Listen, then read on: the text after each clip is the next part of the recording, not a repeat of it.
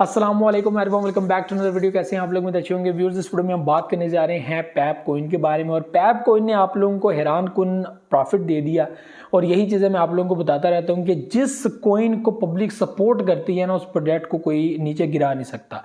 यहाँ पे अच्छा प्रोजेक्ट, ब्लॉकचेन वाला प्रोजेक्ट, मेन नेट वाला प्रोजेक्ट कितनी एक्सचेंजेस पे लिस्ट हुआ है, कितनी पे नहीं हुआ, ठीक है, इसका क्या यूज़ केस है, ये सारी चीज़ें जो है वो साइड पे रख के आप लोग ये देखें कि जिसको कम्युनिटी बहुत ज़्यादा सपोर्ट करती है वो प्रोजेक्ट आप लोगों को प्रॉफिट देता ही रहता है। जब तक कम्युनिटी उसको सपोर्ट करना छोड़ती नहीं है, आप उसके बारे में कोई भी जो है वो आर्गूमेंट जो है वो नहीं कर सकते। यहाँ पर आप लोगों को मैं कल के दिन बताऊँ कि एक बड़ी विक देखने को मिली है। हुआ क्या कि एक ओवरबॉट पोजीशन जो है वो यहाँ पर बनाई गई है, ठीक है। तो ये जो है वो यहाँ पर देखने को मिलता है। प्राइसेस जो हैं वो स्टिल जो है वो 10 मोर ऐड करने की तरफ जो है वो बढ़ रही थी, लेकिन अचानक से देखा कि प्राइसेस में बुलिश आ गया और पैप कोइन यहाँ पर 141 की रेंज के अंदर वापस से गया। इससे पहले काफ़ी दिन पहले, यानी कि एक मंथ आई थिंक होने जा रहा है कि प्राइसेस जो है वो 150 को क्रॉस कर रही थी। उस रेंज के अंदर आज फिर जो है वो उसके करीब जो है वो प्राइसेस दोबारा देखने को मिली हैं काफ़ी टाइम के बाद, ठीक है।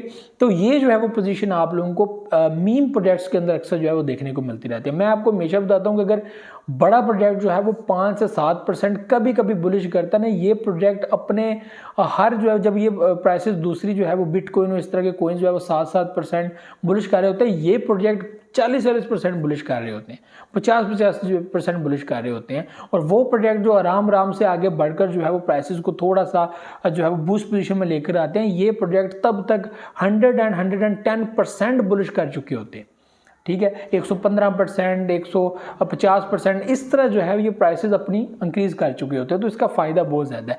पैप कोइन होल्डर्स को यही कहूँगा कि ये वो टाइम है कि आप लोग अपना स्टॉप लिमिट का भी यूज़ करें, प्रॉफिट भी बुक करें 25%, 50%। उसके बाद आप लोगों ने हाल्विंग पीरियड के अंदर वेट करना है कि प्राइसेस गिरती कहाँ तक है।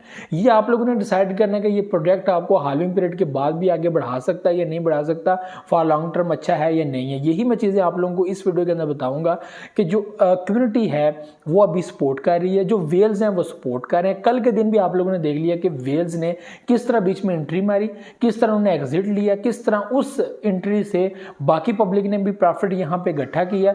जो लोग मार्केट से जुड़े रहते हैं वो ऑल टाइम जो है वो कभी ना कभी जो है वो बाइनेंस और अपनी एक्सचेंज को ओपन करके देखते रहते हैं कि सूरत हाल क्या है, और जहाँ पे उनको लगता है कि प्रॉफिट आ चुका है वहाँ पे वो प्रॉफिट बुक करने की कोशिश करते हैं। तो ये चीज़ें जो है वो डेली बेसिस पे जो ट्रेडर है वो करता रहता है, जो स्पॉट ट्रेड करना चाहता है, ठीक है। तो यहाँ पर ये वो टाइम है, परफेक्ट टाइम है कि आप लोग इस टाइम के अंदर अपना प्रॉफिट बुक करें, ठीक है। और क्योंकि क्लोज टाइम आ रहा है, एक मंथ का टाइम बीच में रह गया, उसके बाद हाल्विंग पीरियड है, और हाल्विंग पीरियड जो है वो सबके लिए खतरनाक हो सकता है क्योंकि प्राइसेस गिरनी है और उसके बाद फिर प्राइसेस आगे उठना शुरू होनी है, और फिर 16-17 मंथ आप लोगों को मार्केट के अंदर एक रिकॉर्ड बनते हुए नजर आएंगे। बिटकॉइन की प्राइसेस आप लोगों को 1 लाख से ज़्यादा जाती हुई नजर आएंगी।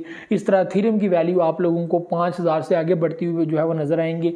बाकी जो कोइंस हमारे पास आल्ट कोइंस मार्केट में जो मौजूद हैं, आप लोग इन प्रोजेक्ट्स को देखेंगे कि ये अपनी नई प्राइसेस जो है वो मार्केट में सेट कर रहे होंगे। इसी तरह पैप कोइन भी यहाँ पर अगर कम्युनिटी सपोर्ट करती रही, वेल्स इसके साथ मौजूद रहे, तो ये प्रोजेक्ट भी आप लोगों को आगे बढ़ता हुआ नजर आएगा और एक नई वैल्यू सेट करता हुआ नजर आएगा, जिसमें आप लोगों को एक अच्छा खासा और बेहतरीन प्रॉफिट जो है वो देखने को मिलेगा।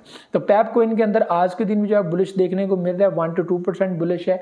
प्राइसेस जो है वो 117 से नीचे गिर चुकी थी और वहां से प्राइसेस जो है वो आगे बढ़ी, और इस वक्त जो ट्रेडिंग है उसके अंदर 122 के ऊपर जो है वो चल रहा है। मैं आप लोगों को यूएसडी के अंदर बता रहा हूँ 0.00000122 के ऊपर जो है वो इस वक्त प्राइसेस चल रही हैं। मैं बाइनेंस के हिसाब से आपको बता रहा हूँ यूएसडी पेयर के अंदर, ठीक है। तो ये जो है वो प्राइसेस इस वक्त यूएसडी के अंदर पैप कोइन की जो है वो चल रही है। बाकी आप लोगों ने देख लेना, I am not your financial advisor, it's your choice कि आप लोग सेल करना चाहते हो, आप लोग होल्ड करना चाहते हो। होल्ड आप लोगों ने रखना है, कभी भी पूरा प्रोजेक्ट सेल नहीं करते, ये बहुत बड़ी बेवकूफ़ी होती है।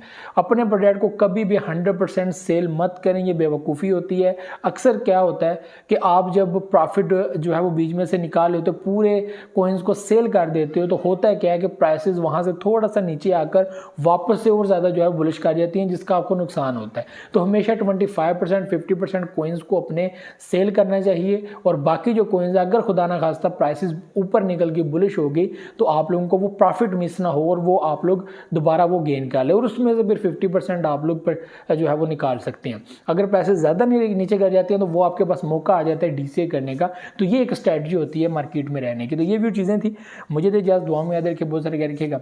अल्लाह हाफ़िज़।